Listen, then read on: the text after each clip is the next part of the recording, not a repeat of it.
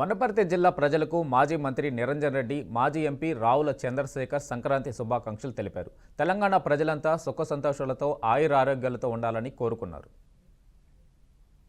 మళ్ళీ కొత్త జీవితం మరి కాంతులతో ప్రారంభం కావాలని చెప్పి పాడి పంటలతో వర్ధిల్లేటువంటి విలసిల్లేటువంటి పండుగగా సంక్రాంతిని రైతాంగం ముందుగా జరుపుకునేటువంటి పండుగ ఇది.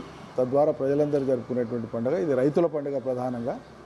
కాబట్టి రైతులందరికీ కూడా సంక్రాంతి పండుగ శుభాకాంక్షలు.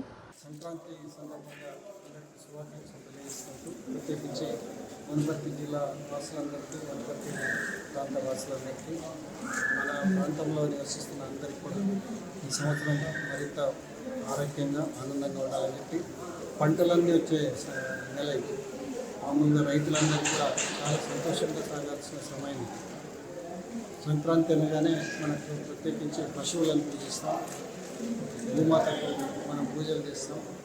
పాడి పంటలతోన పల్లెలు పరిణమిల్లాలని చెప్పి పూర్వకాలం నుండి ఒక ఆచారంగా, ఒక ఆనవాయితీగా ఈ పండుగను జరుపుకుంటూ వస్తున్నాం. అందరికీ శుభం జరగాలని, అందరికీ మంచి జరగాలని, అందరూ ఆరోగ్యంగా ఉండాలని, అన్నిటికీ మించి ఐకమత్యం, సోదరభావం సమాజంలో మరి